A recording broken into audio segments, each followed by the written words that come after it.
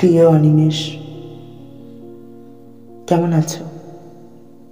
ভাবছো এতগুলো বছর পর আমি কোথা থেকে?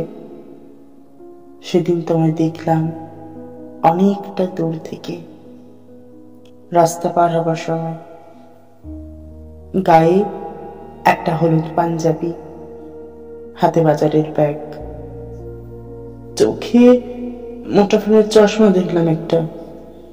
বেশ সংসারী লাগছিল তোমায়, তবু চিনতে এতটুকু সময় লাগলো না। শুধু বয়সের ছাপে একটু মুড়িয়ে গেছো, কিন্তু গালে সেই খোঁচা খোঁচা দাড়ি, ঠোঁটের পাশে ছোট কালো তিল, সেই নেশা লাগানো কোলেটে চোখ, সবটা এক আছে। কেবল চুলি পাক ধরেছে খানিকটা। অনি, তোমার মনে পড়ে তুমি যখন বলতে চুল দাড়ি না কেটে তুমি রবীন্দ্রনাথ হবে? আমি কি রেগে যেতাম সেটা শুনে?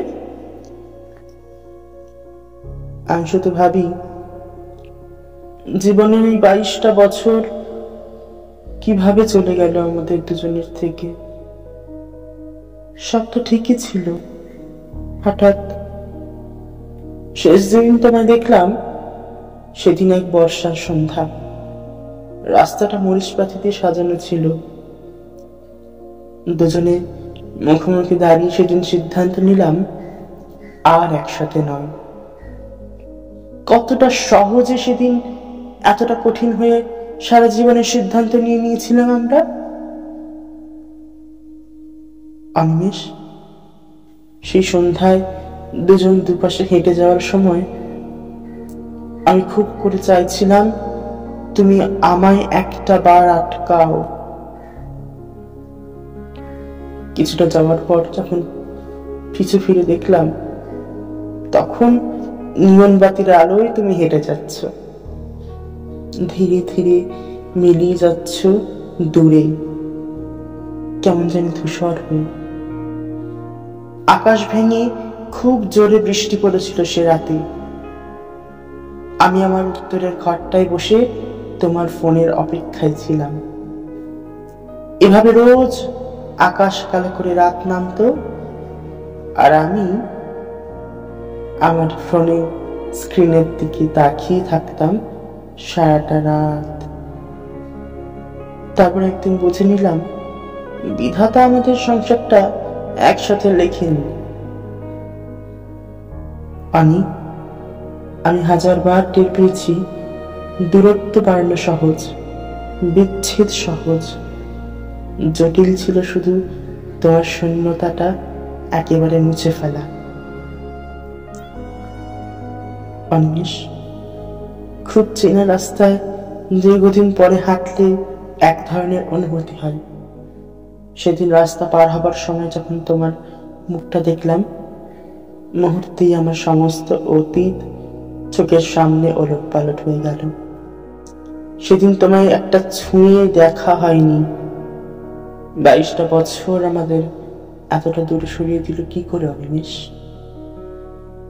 মাঝে মাঝে ভীষণ ইচ্ছে হয় পুরাতনে ফিরে যাই, আবার গোধূলির সময় শহরের শেষ মাথায় বসে জ্যোৎস্নার আলো মাখি। তোমার মোটা ফ্রেমের চশমার নিচে যত্ন করে লুকিয়ে রাখা চোখের দিকে তাকিয়ে আমি আবার নেশাগ্রস্ত হই। আচ্ছা অনি, তোমার সেই বইয়ের নেশাটা এখনো আছে? তুমি ভালোবাসতে বুদ্ধদেব গুহ আর আমি সমরেশ মজুমদার। সেই 18 কি 20 বছর বয়স তখন আমার।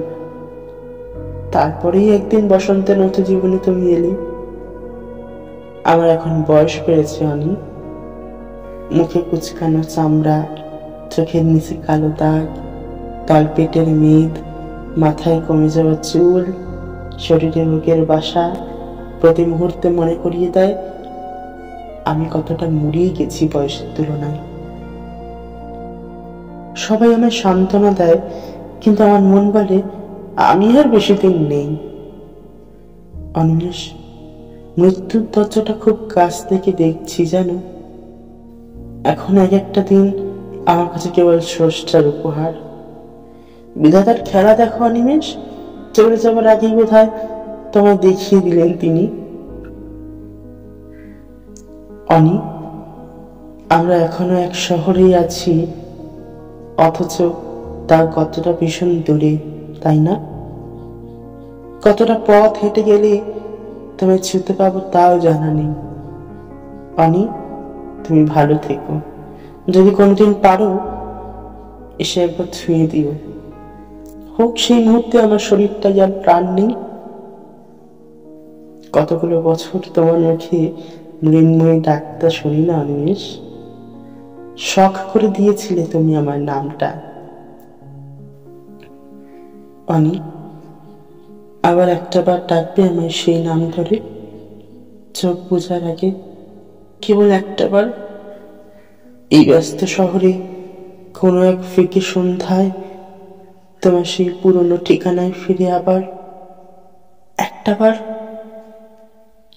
এতেই তোমার মৃন্ময়ী।